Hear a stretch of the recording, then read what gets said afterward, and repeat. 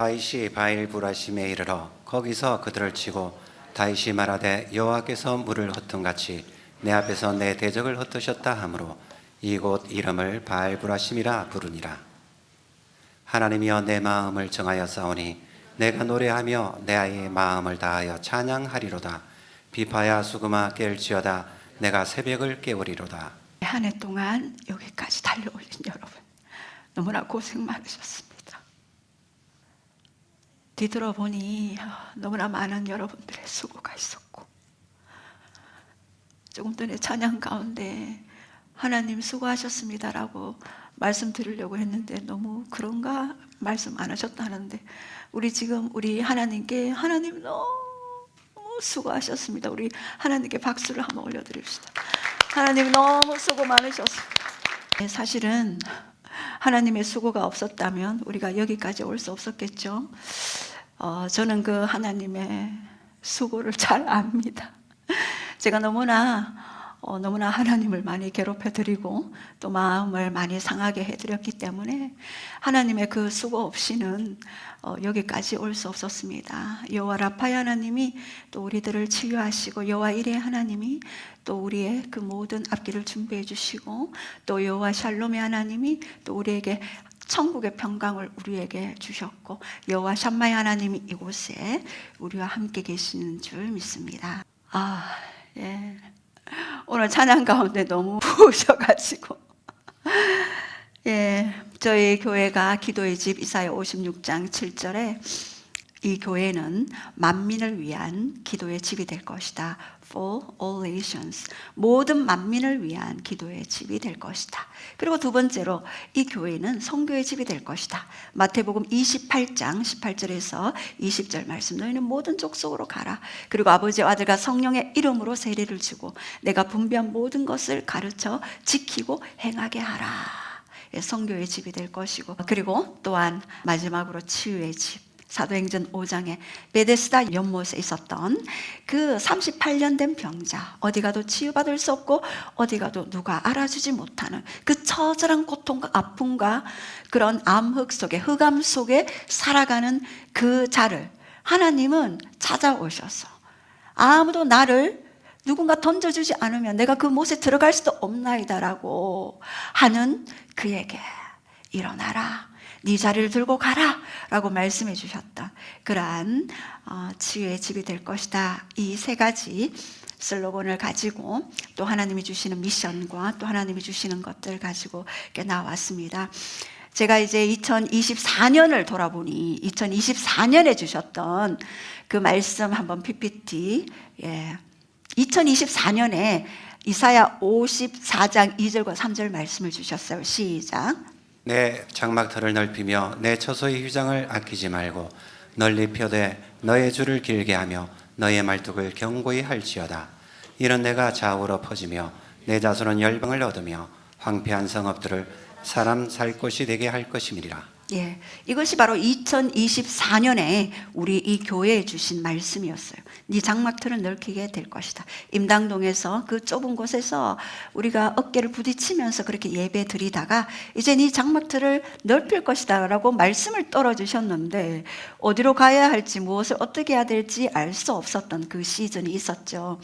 그때도 2024년 1월 암송 말씀이 신명기 1장 33절이었어요. 내가 너희보다 먼저 그 길을 가시며 장막 칠 곳을 찾으며 낮에는 구름으로 밤에는 불로 너희를 어디로 가야 할지 그 갈 길을 지시하신 자신이라. 신명기 1장 33절 그 말씀을 1월에 주셨고, 그리고 우리가 9월에 이곳에 이전하게 되었고, 이전 감사 예배 및 임직식을 또 하게 되었습니다. 하나님이 말씀을 이루어 가시는 것이 너무나 놀라웠습니다. 그리고 2025년에 이루신 말씀은요, 이사야 60장 1절에서 60장을 통으로 우리가 받았어요. 그런데 지금 특별히 이사야 60장 4절 말씀을 2025년에 이루셨어요. 시작. 내 눈을 들어 사방을 보라. 무리가 다 모여 내게로 오느니라. 내 아들들은 먼 곳에서 오겠고 내 딸들은 안기어 올 것이라. 예, 지금 2025년에 이사야 60장 4절 말씀을 주시면서 내 눈을 들어 사방을 보라. 무리가 다 모여 네게로 오느니라. 네 아들들은 먼 곳에서 오겠고. 예. 우리 한번 사방에 한번 돌아보실래요? 저 18시간 비행기 타고 루안다 에서 왔죠. 탄자니아에서 왔죠. 예, 또 우리 필리핀에서 왔죠. 이렇게 네 아들들은 먼 곳에서 오겠고 네 딸들은 안겨서 올 것이다. 애플 베베는 그 전에 왔고 우리 일레인이 또 2025년에 왔습니다. 또 디피카 네팔 친구도 2025년에 왔죠. 참 하나님이 말씀을 반드시 이루어 가시고 성취하시는 이사야 55장 11절 말씀처럼 여호와의 입에서 나오는 그 모든 말씀을 네 앞서가서 내가 행할 것이고 나의 뜻을 이루며 나의 명하여 보낸 모든 일을 형통하게 할 것이다 라고 말씀하신 그 말씀을 이루시는 것들을 봅니다. 자, 그렇다면 2026년에 제가 하나님 우리 교회에 어떤 말씀을 드리겠습니까? 라고 했는데 제가 며칠 전에 기도했는데 발브라심 그러시더라고요. 자꾸 발브라심요? 그래서 제가 이제 찾아봤는데 사무엘하 5장 20절 우리 함께 선포하시겠습니다. 시작. 다윗이 바알브라심에 이르러 거기서 그들을 치고 다윗이 말하되 여호와께서 물을 흩음같이 내 앞에서 내 대적을 흩으셨다 하므로 이곳 이름을 바알브라심이라 부르니라. 이제 2026년에 사무엘하 5장 20절 말씀을 주시면서 내 앞에서 내 대적을 흩으셨다 하심으로 그곳 이름을 바알브라심이라 부르니라. 이 말씀을 하나님이 우리 교회에 또 우리 개인에게 또 이루실 말씀입니다.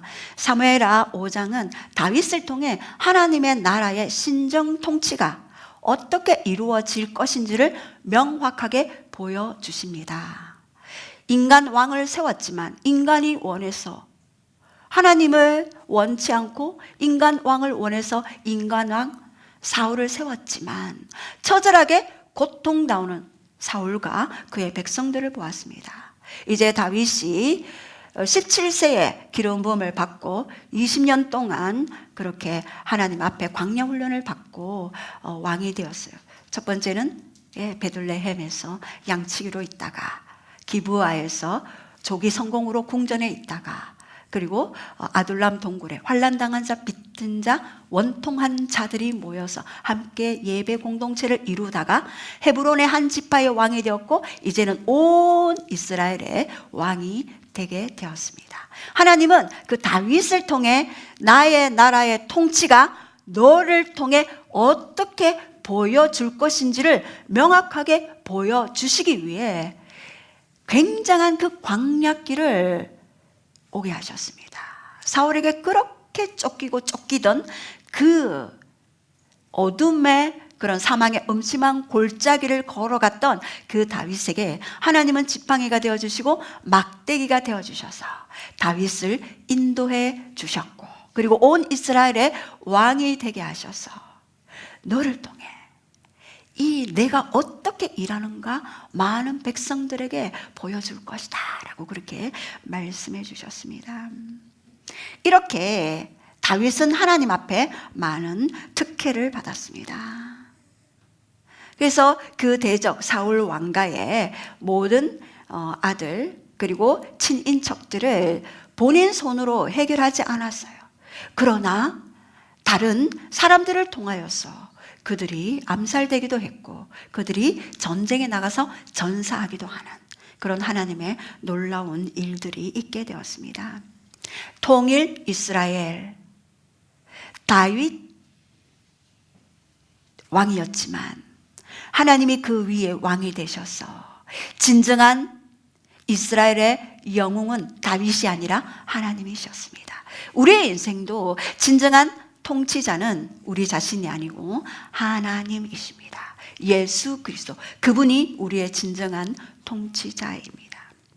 우리가 살아가는 이 세계는요 보이지 않는 세계가 있죠. 그러나 이 보이지 않는 세계가 얼마나 실제인지 모릅니다.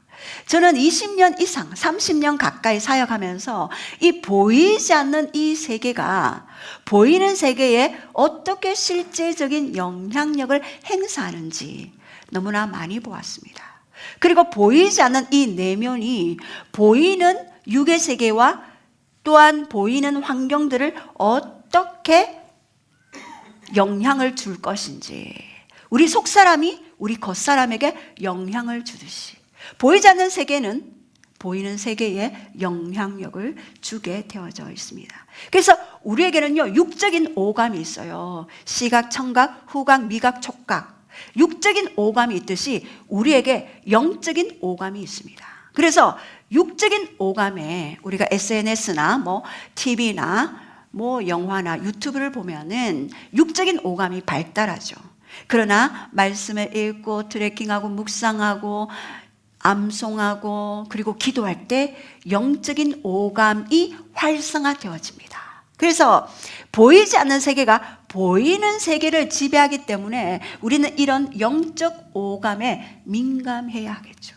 다윗은 이런 영적 오감에 가장 민감했던 사람이었습니다. 다윗은 하나님의 최측근에 있었던 사람이었고 하나님의 가장 심장 가까이 있었던 사람이었습니다.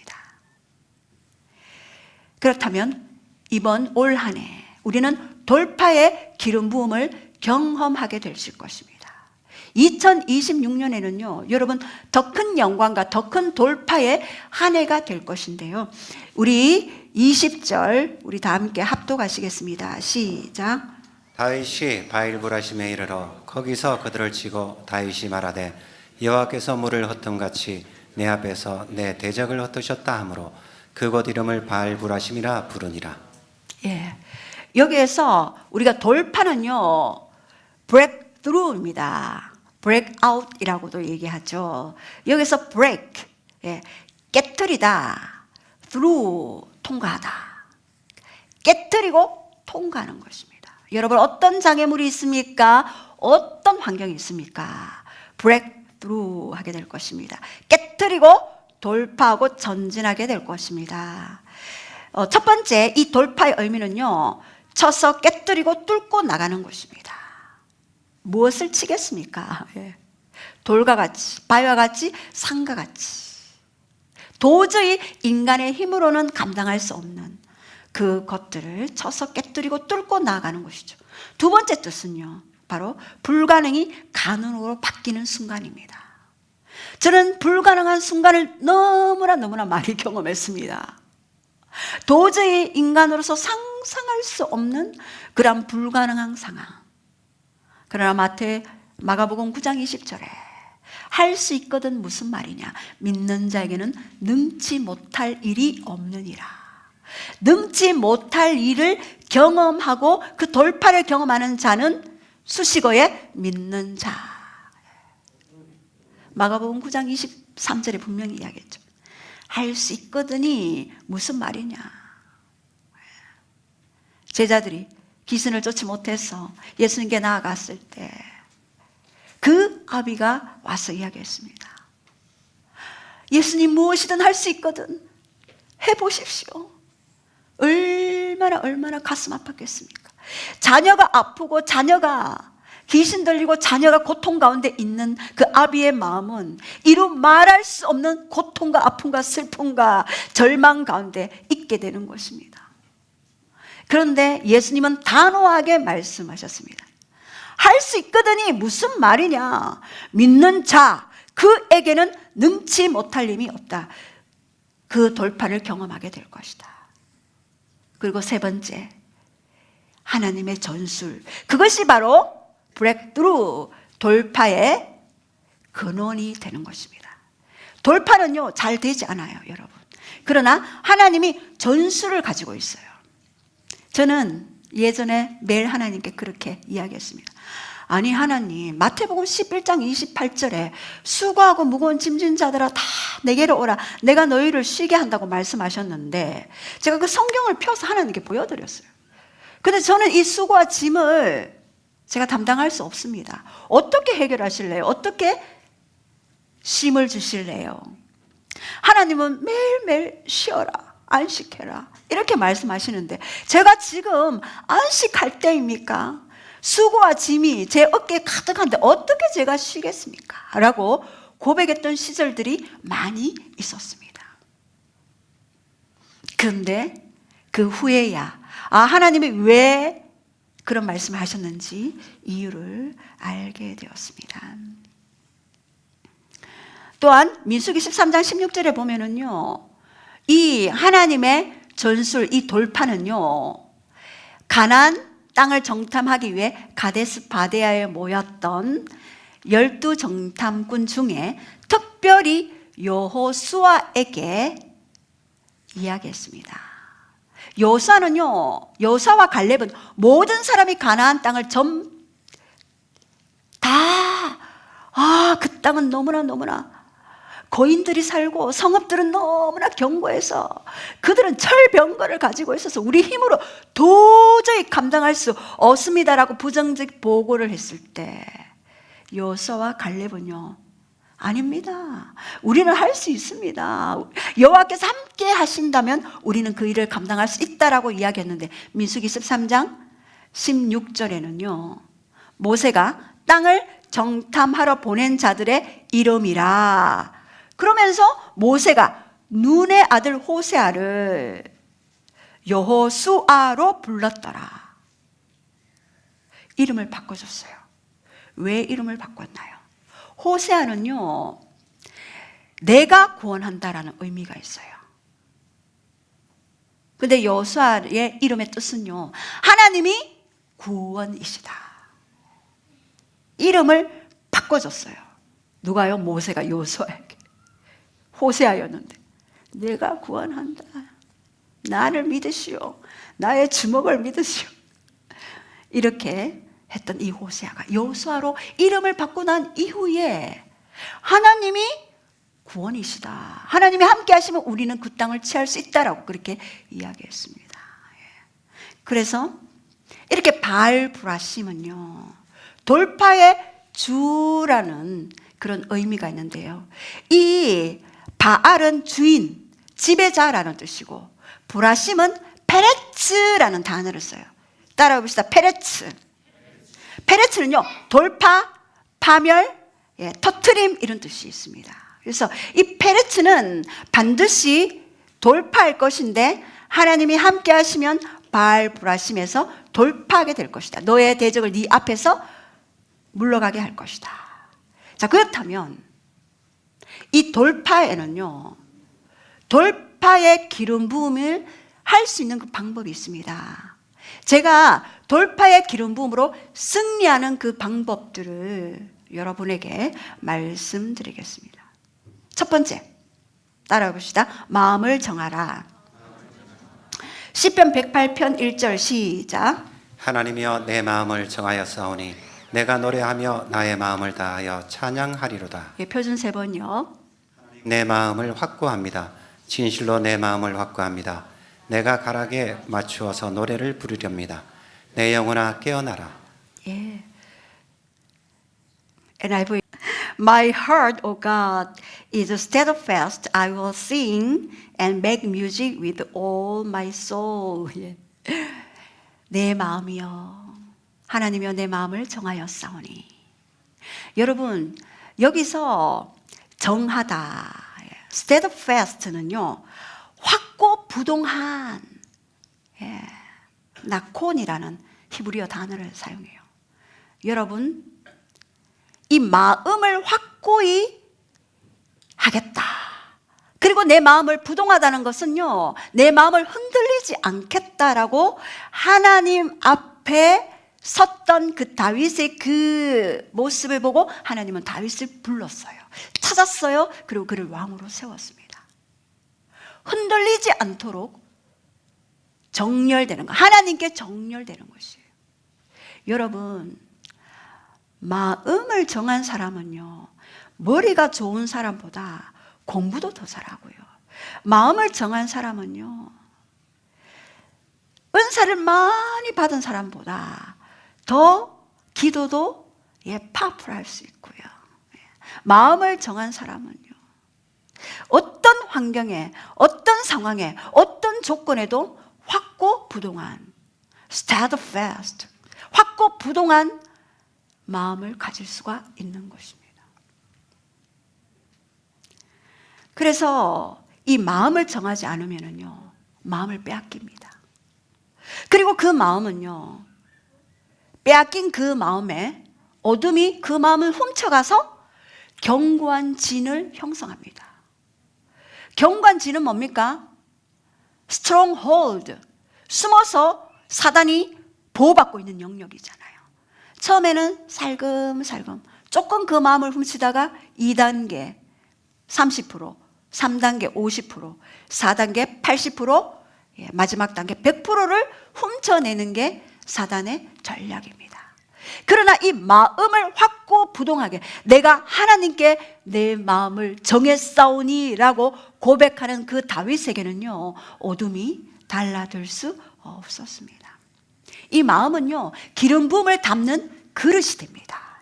그래서 마음이 흔들리면 기름 부음을 아무리 받아도 쏟아놓게 됩니다. 그래서 이 마음을 확고히 하는 것들이 굉장히 중요합니다. 그래서 사도행전 13장 22절에도요, 내가 이새의 아들 다윗을 만나니 그는 내 마음에 합한 자라, 내가 그를 통해 나의 모든 뜻을 이루리라 라고 그렇게 말씀하셨죠. 마음에 맞는 다윗, 마음에 맞다라는 뜻은 어떤 의미입니까? 하나님의 그 마음을 따라가는 자라는 뜻입니다. 다윗은요, 자신의 직분이 왕이었지만, 그리고 정치가였죠. 그리고 군사 전략가였어요. 그러나 그 모든 것을 따라가지 않았어요. 그가 따라간 것은 오직 하나님의 마음을 따라간 자였습니다. 하나님의 마음을 따라가니 모든 것을 지킬 수가 있었던 것이고, 그를 통해 마음껏 내 뜻을 펼쳐내리라 라고 그렇게 하나님은 말씀하셨습니다. 저는 이 다윗의 마음을 굉장히 좋아합니다. 그래서 날마다 시편 132편에 하나님, 내가 내 장막에 들어가지 아니하고 내 침상에 오르지 아니하고 내 눈으로 잠들게 하지 아니하고 내 눈꺼풀로 졸게 하지 아니하기를, 여호와의 처소 곧 야곱의 전능자의 성막을 발견할 때까지 그렇게 하시옵소서. 그 다윗의 기도가 너무 좋아서 저는 새벽마다 시편 18편 1절, 시편 27편 4절, 시편 42편 1절, 시편 84편 10절, 시편 132편 2절, 3절, 4절 쭉 말씀을 읊조리면서 그렇게 기도하고 있습니다. 왜요? 저는 마음을 지키지 못하는 자 사울의 최후를 보았거든요. 사무엘상 16장 14절에 보면 여호와의 영이 마음을 지키지 못한 사울에게서 떠나가게 되고 여호와께서 부리시는 악령이 그를 번뇌하게 한지라. 사울은 마음을 지키지 못했어요. 마음에 장애가 있었던 것이죠. 다윗을 향한 살인적인 그 마음이 얼마나 컸든지, 다윗 잡아라, 온 광야에 3,000명 군사를 풀어서 다윗을 잡으러 다녔죠. 그리고 다윗이 제사장 아히멜렉에게 얻었던 진설병과 골리앗의 칼을 주었다는 소식을 듣고 도액이 사울에게 고자질했어요. 당장 다윗을 도운 아히멜렉과 노베 제사장 85명을 처단하라. 제사장을 다 죽여버렸어요. 하나님의 마음에서 벗어나니 하나님의 영이 떠나가게 되고, 그리고 살인의 영이 그 사울을 사로잡게 되었던 것입니다.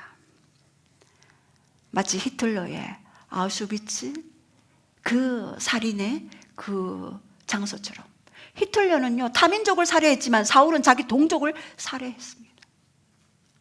어마무시한 일이죠.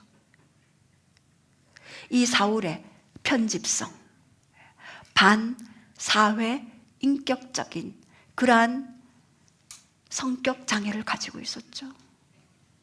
아마 마음에 고통이 많았던 것 같아요. 어릴 때 유아기에 또 자라면서 제대로 된 부모와의 어떤 그런 접촉들이 없었던 그러한 아픔이 있었을 때 이러한 반인격적인 성향이 드러나게 되어서 살인의 영까지도 통로를 열어주게 되는 것입니다. 이 사울의 공격성은요, 베냐민 지파에서 흘러왔습니다. 베냐민 지파의 왕이었지 않습니까? 베냐민은 야곱의 막내 아들이었죠. 라헬이 아이를 낳다가 죽어버렸어요. 이 갓난아기가 태어났는데 엄마가 죽어버렸어요. 엄마 역할을 해줄 사람이 없었던 거죠. 그래서 베냐민은요, 너무나 고통 가운데 나아가게 되었고, 그러한 마음 가운데 이 사울의 폭력성이 있었다는 사실은요, 창세기 49장 27절에 야곱이 베냐민에게 축복할 때 너는 물어뜯는 일이라 라고 이야기했습니다. 아버지가 자녀에게 예언기도 할 때 너는 물어뜯는 일이가 될 것이다. 베냐민 지파의 그 독특한 그 성격들을 야곱 입술을 통하여서 예언적으로 이야기했을 때 사울은 하나님의 영이 떠나버리니 그렇게 편집증적인 증상을 나타내게 되었죠. 하나님을 떠난 이 사울에게는요, 사람들도 떠나가게 되었습니다. 첫 번째는 가장 선지자이고 중보 기도자였던 사무엘이 떠나갔죠. 그 다음에 사이였고 충신이었던 다윗이 떠나갔습니다. 그리고 미갈조차도 아버지를 떠나 다윗에게로 가게 되었죠. 그리고 사울의 아들 요나단조차도 감정적으로 정서적으로는 아버지 사울을 떠나 다윗의 동력자가 되었지 않습니까? 이렇게 하나님이 떠나버리니 모든 것이 떠나버리는 그러한 사울의 최후를 보게 됩니다. 결국 길보아 전투에서 죽음을 맞이하게 되는 것입니다. 그리고 사울 주위에는요, 기회주의자만 모여들게 됩니다. 그러나 다윗 주위에는요, 환난당한 자, 원통한 자, 빚진 자들이 와서 함께 공동체를 이루며 아둘람 동굴에서 그들은 장차 이스라엘을 다스릴 용사로 훈련받게 되어지는 것입니다. 이렇게 사울에게는요, 40년 동안 왕의 자리에 있었지만 악령이 그를 번뇌케 하니 정신질환까지 그는 가지게 되었습니다. 마음을 치유받지 못하니 이 사울에게 그러한 통로들이 열리게 되었던 것이죠. 제가 그것들을 보면서 사울도 마음에 이런 치유와 회복과 이러한 것들을 알았다면 그렇게 최후의 죽음을 맞이했을까 하는 그런 생각들을 해봤습니다. 그래서 우리는 돌파의 기름으로 승리하기 위해 여러분 마음을 정렬시켜야 합니다. 마음을 정렬시키고 마음을 지키기 위해서는요, 반드시 내 마음의 회복과 하나님 한 분만을 열정적으로 사랑하는 그 갈망과 그 하나님으로 인하여 즐거워하는 그 즐거움의 그 기쁨이 넘쳐나야 할 것입니다. 그래서 다윗은요, 마음을 정하기 위해 본인이 한 일이 있습니다. 두 번째, 새벽을 깨우라. 자, 우리 시편 108편 2절 시작. 비파야 수구마 깰지어다 내가 새벽을 깨우리로다. 다윗이 자신의 마음을 지키기 위해 무엇을 했습니까? 비파야 수구마, 뭡니까? 찬양은 하나님과의 그런 관계에 임재에 들어가는 스위치죠. 비파야 수구마 깰지어다 내가 새벽을 깨운다. 다윗은 새벽부터 하나님께 찬양하며 하나님께 나아갔습니다. 제가 실제로 여러분들도 새벽을 깨우라는 그러한 약간 의도도 거의 뭐 한 10% 정도 숨어 있습니다. 그러나 본인의 기도 시간이 있지요. 이 기도 시간을 놓치면 안 됩니다. 이 다윗은 비밀을 알았어요. 어떤 비밀요? 자기의 가장 첫 시간을 하나님께 드리면서 그 첫 시간에 하나님의 그 마음을 정렬시키고 난 이후에 그 다음에는 하나님이 모든 것을 자신의 모든 삶과 이스라엘의 모든 자들을 통치하는 신정 국가의 강력한 기름 부음이 풀어질 것에 대한 비밀을 다윗은 알았던 것입니다. 그 비밀은 바로 기도였습니다. 비파야 수고마 깰지어다. 여러분, 우리 그저께도 묵상하면서 매일 성경의 시편 149편에 보면은 여호와를 찬양할지어다. 새 노래로 주님을 찬양할지어다. 새 노래로 찬양할 때 그 입에는 찬양이 있고 두 손에는 뭐가 있다 그랬습니까? 두 날 달린 칼이 있고 이 찬양과 이 칼인 이 검으로 민족들을 보수하고 나라들을 벌하며 왕들을 어떻게 한다고요? 쇠고랑으로 귀인들을 이 철고랑으로 어떻게 한다고요? 그들을 진멸시킬 것이다. 찬양의 위력, 새 노래의 위력입니다. 바로 이 위력을 알았던 다윗은요, 새벽부터 하나님을 경배하며 기도했습니다. 왜 새벽을 깨웠나요? 새벽은 가장 모든 시간의 주인이신 하나님께 나의 첫 시간을 드리는 것이며, 그리고 이 새벽은요 가장 방해받지 않는 시간입니다. 사실은 내가 오전 시간에 또는 저녁 시간에 내가 기도 시간을 정할 때 어떻게 됩니까?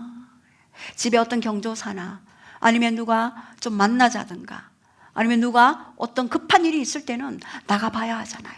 그러면 기도 시간을 놓칠 때가 많습니다. 그래서 다윗은요 새벽부터 그렇게 기도했던 것입니다. 영을 강화할 때, 기도로서 영을 강화할 때 우리의 혼적 모든 소욕과 육적 소욕을 이길 수 있는 강력한 기름 부음이 있다는 것들을 다윗은 알았던 것입니다.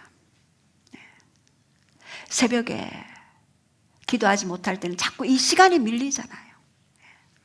그리고 영계의 하늘에는요, 하늘 법정에서 송사자, 참소자가 있고 여전히 영적인 전쟁들이 있기 때문에 이 영적 세계들을 장악하기 위해서는 바로 다윗은요 새벽을 깨워야겠다는 강력한 일념이 있었습니다.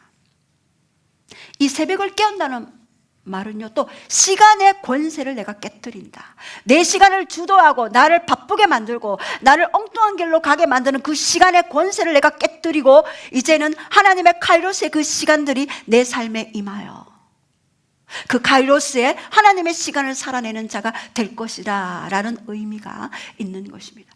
예수님도 마가복음 1장 35절에 새벽 미명에 동이 트기 전에 일어나셔서 기도하셨습니다. 예수님이 신이셨잖아요. 예수님이 하나님의 아들이셨잖아요. 왜 새벽에 더 주무시지 않고 새벽을 깨워 기도하러 겟세마네 동산에 올라가셨을까요?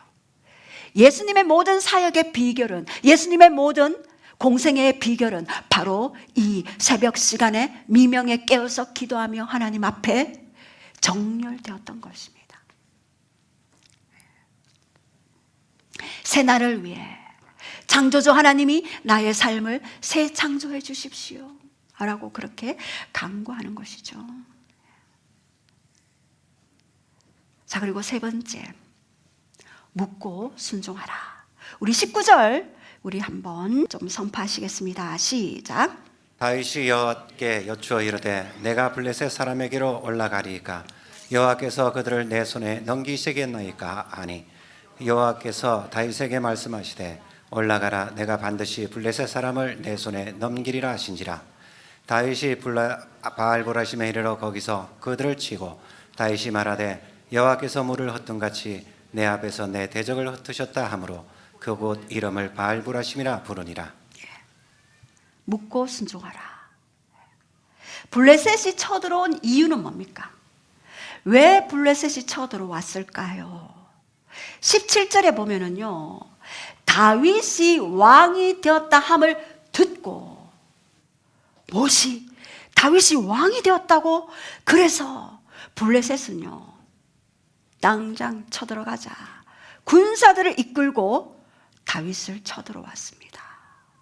여러분, 다윗이 목동 시절부터 출발했지요. 그리고 기브아에 있었죠. 그리고 아둘람 동굴에 있었죠. 헤브론의 한 지파의 왕으로 있었죠. 그러나 이제는 온 지파의 왕이 됐던 그 시절에 블레셋 군인이 쳐들어와요. 여러분, 영적으로 한 단계 여러분이 올라가고 영적인 승진, 여러분이 기름 부음이 더 증가하면 할수록요, 대적도 가만히 있지 않아요. 팔짱 끼고 그래 잘한다 한번 해봐라. 아니요. 반드시 공격하게 되어 있습니다. 여러분, 이 사실을 아셔야지만이 여러분이 방어하고 여러분이 역공격해서 탈취물을 취할 수가 있는 것이죠. 그때 다윗이 취한 행동의 가장 첫 번째는 뭐냐? 군사들에게 빨리 무기 준비하시오 이렇게 얘기했겠습니까? 아니요. 바로 다윗은 하나님께 무릎을 꿇었습니다. 제가 무릎 꿇는 걸 좋아하는데 어떤 분이 무릎 꿇는 다이를 하나 갖다 주셔가지고 복신해가지고 오랫동안 꿇어서 기도하시라고. 그래서 제가 오늘도 오랫동안 꿇고 있었습니다. 바로 다윗이 이야기했습니다. 여호와께 묻자와 가로되. 첫 번째 다윗의 액션은요, 하나님께 물었어요. 그리고 이야기했어요. 블레셋 사람에게로 올라가리까? 그들을 내 손에 붙이시겠나이까? 하니 하나님이 다윗에게 이르시되 올라가라. 내가 반드시 블레셋을 네 손에 넘기리라. 하나님의 사인이 있었어요. 그때 다윗은요, 하나님의 음성을 듣고 순종했죠. 발브라심에 이르러 거기서 그들을 치고 다윗이 말하되 여호와께서 물을 흩음같이 내 앞에서 내 대적을 흩으셨다 하므로 그곳 이름을 발브라심이라 불렀죠. 영적 수위가 올라갈수록 대적은 한 단계 더 전략적으로 공격할 수 있습니다. 그럴 때 여러분은 혈과 육에 씨름하는 것이 아니라 정사와 건세와 하늘에 대한 악한 영들과 공중 권세 잡은 자들, 보이지 않는 영적인 세계, 영적인 영들의 역할들을 여러분 알고 있어야지만이 그것들을 대처할 수 있습니다. 아니면은요, 여러분 관계도 잃고요, 재정도 잃고요, 뭐 온갖 모든 것들을 빼앗아가는 도적질하는 자. 요한복음 10장 10절, 요한복음 8장 44절, 거짓의 아비잖아요. 그것을 여러분이 잘 보셔야 합니다. 이렇게 올라가니까 먼저 묻고, 그리고 그 음성대로 순종하는, 묻고 순종하는. 오래전에, 아주 오래되었어요. 제가 재정 때문에 공격을 받고 있었을 때 하나님 질문했어요. 하나님 언제 해결하십니까? 언제요 도대체? 질문했을 때 하나님은 기다려라. 제가 만약 기다려라라는 하나님의 그 마음속 깊은 곳에서의 그 감동이 없었다면 저는 누구를 뽑았을까요? 죄 없는 사부님을 타켓으로 해가지고 했겠죠. 사부님 저 때문에 고생 많이 했습니다. 얼마나 고생하셨는지 모릅니다. 하나님께 반드시 묻고 순종하는 것 중요합니다. 그리고 네 번째는요, 무장하라입니다. 우리 22절, 23절, 24절, 25절 시작. 블레셋 사람들이 다시 올라와서 르바임 골짜기에서 가득한지라 다윗이 여호와께 여짜오니 이르시되 올라가지 말고 그들 뒤로 돌아서 뽕나무 숲을 맞은편에서 그들을 기습하되 뽕나무 꼭대기에서 걸음 걷는 소리가 들리거든 곧 공격하라. 그때 여호와가 너보다 앞서 나아가서 블레셋 군대를 치리라 하신지라. 이에 다윗이 여호와의 명령대로 항하여 블레셋 사람을 쳐서 게바에서 게셀까지 이르니라. 예. 17절, 18절, 19절에도 보면은요, 동일한 대적 블레셋이 동일한 장소 르바임 골짜기에 다시 쳐들어왔습니다. 여러분, 영의 세계는요, 쉬지 않고 작동합니다. 휴가도 없고, 연휴도 없고요, 연차도 없습니다. 그들은 쉬지 않고 작동하십니다. 하나님의 일곱 영, 하나님의 영, 지혜와 청명의 영이요, 재능과 모략의 영이요, 지식과 여호와를 경외함의 영도요, 쉬지 않고 전심으로 자기를 찾는 자들을 찾으러 다니십니다. 그렇기 때문에 우리는요, 동일한 장소, 동일한 대적이 쳐들어올 수 있습니다. 우리의 모든 문제도요, 동일한 문제의 패턴이 계속 패턴적으로 돌아가요. 사사기 패턴처럼.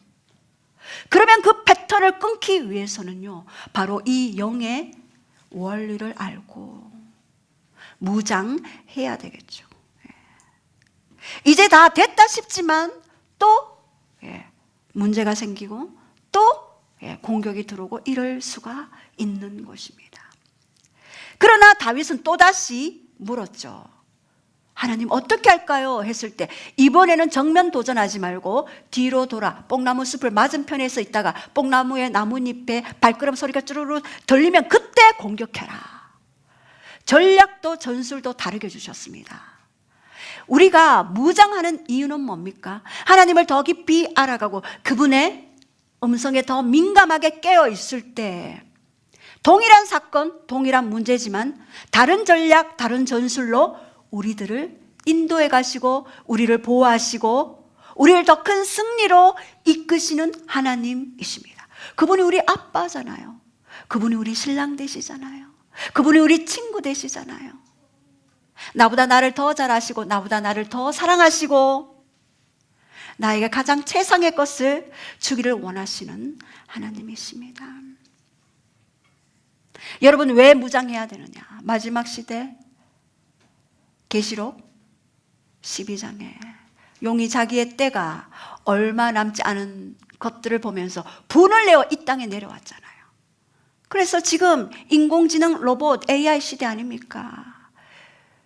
몇 년 전만 해도 GPT-4가 나왔을 때는요, 그때 말하는 그런 GPT, 챗 GPT-4, 5, 6, 이제는요, 인공지능의 로봇에다가 생기를 불어넣어, 계시록 13장에 생기를 불어넣어 말을 하게 해요.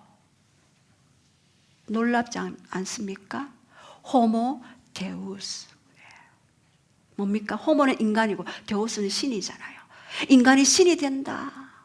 이것은 하나님께 마지막 반역 적그리스도의 통치가 시작되어지고 그리고 생기를 그 인공지능에게 불어넣어 짐승이 말을 하잖아요. 계시록 13장에 말을 하는.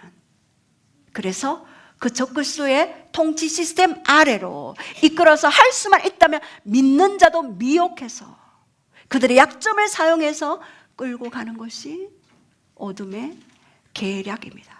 그렇기 때문에 우리는요, 무장해야 합니다. 깨어야 합니다. 우리가 이제는 모든 물질계의 사건, 사고, 이 모든 것들이 성경을 이루시기 위해 마지막을 달려갈 수가 있습니다. 마지막 어둠이 클라이막스에 달할 때 그 직전에 우리는 추수를 경험하게 될 것이고 마지막 클라이막스에 예수님은 재림하셔서 모든 악을 심판하시죠. 그때까지 우리는 2026년 한 해에는요, 돌파의 한 해가 될 것입니다. 돌파의 한 해가 되기 위해서 첫 번째 뭐라 그랬죠? 첫 번째, 마음을 정하라. 두 번째, 새벽을 깨우라. 새벽이 힘드신 분은 저녁을 깨우시든지 오전을 깨우시든지 아무튼 새벽을 깨우라. 또 세 번째는요, 듣고 순종하라. 듣고 순종하라. 네 번째는 무장하라 입니다. 오늘 우리 함께 여러분 앞에 있는 모든 대적과 문제들이 물을 흩음같이 흩어주시는 바알 브라심의 하나님이 여러분의 하나님이 될 것을 선포합니다. 2026년 우리에게 주시는 그 돌파의 그런 한 해를 위해 우리가 오늘은 좀 성찬식을 하면서 함께 하나님 앞에 나아가시겠습니다.